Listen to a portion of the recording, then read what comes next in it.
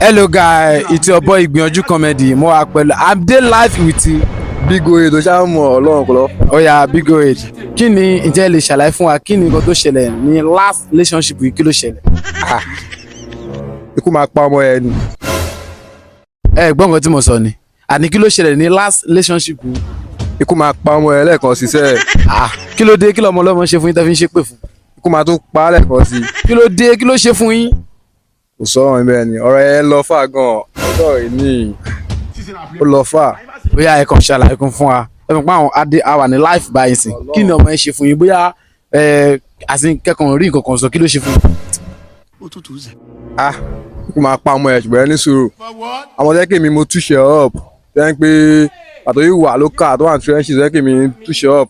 Ilé dẹ̀ wọ school sẹ́ẹ̀ àjọ níjà rẹ̀ wọ school bíi Monday ó dẹ̀ ṣàmì blocking Wednesday. Ikú máa pa ọmọ ẹ sẹ́ẹ̀. Bóyá ó bá yín save love yín ó bá yín save ẹ ni bóyá fóònù ẹ dẹ̀ sọ. Ó save love ẹ ó ní dáa fún ikú máa pa ọmọ àti love to save. So ẹ kàn imagine sí pé ọmọ ẹ wá délé nísìn ó wá kúnlẹ̀ ẹsẹ̀ méjèèjì fún yín pé baby pé òun máa fẹ́ yín padà kílẹ̀ báàlẹ̀ ṣe máa gbà.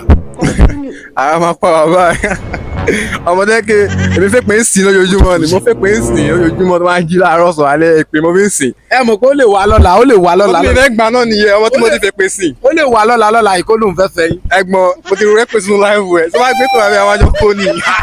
No ẹ mọ̀ kan òun ti rí pé nǹkan tó ń ṣe òun ò dáa mọ̀ kó kàn dé ń sìn kó wá tọrọ ìdájí kílẹ̀ máa ṣe.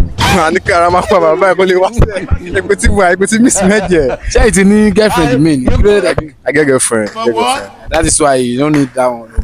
Oh, girlfriend mo sọ mo ti máa rí o sọ kéde ṣẹlẹ̀. That is why ṣe fi ń ṣépè fún ọmọ lọ́mọ. Ó ti òwe torí ẹ o ẹni wá ti sábẹ pé ẹ máa fún lépè ni eléyìí náà tó wá ṣe wèrè a máa tún fẹ́ pè sí i lọ. Ọ̀ṣẹ́ mọ̀ pé ìyá wa làwọn obìnrin. Ìyá wa ni wà bọ̀ káníkọ́mù tèmi ṣe òṣìṣẹ́ ẹ ni onígbà mi tó wà ó lè tí ọmọ ẹ ti ta sẹ. Ó lè nífẹ̀ẹ́ yín ó bá yín tọ́jú lọ́mọ. Mọ̀ ọ́ tá a fi ṣeré yìí bàtí kan ẹ ṣẹlẹ̀ káníkọ́sì ni mo rí sniper gbé mu ni èmi máa ti ń mú.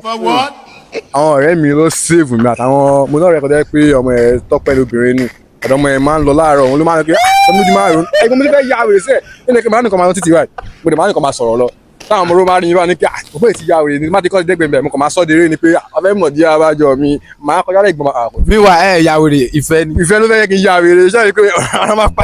Ẹ wá mọ̀ nǹkan ìfẹ́ yín ti wá dé nsìn tó nù fẹ́ wọnú láìpẹ́. Ọ̀rẹ́ òde jẹ́ kí n rí fẹ́ ẹran tó mọ̀ kan tó máa gbé iṣẹ́.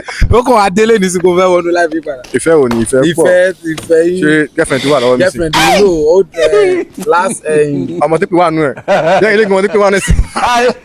Ọ̀rẹ́ fún mi ẹ̀ lè gan-an tí pé wà nù ẹ̀ sí ẹ̀ lè gbé sílé ni. Kí lórúkọ gẹ̀ẹ́? Ọ̀rẹ́ ó lọ fà bọ̀ ọ̀rẹ́ àìdárúkọ ẹ̀ ó ti yọ. Ó bá dárúkọ. Ó mọ orúkọ ara ẹ̀. Ó mọ orúkọ ara ẹ̀. Ó mọ orúkọ àwọn tó wọ. Ẹ jẹ́ mi.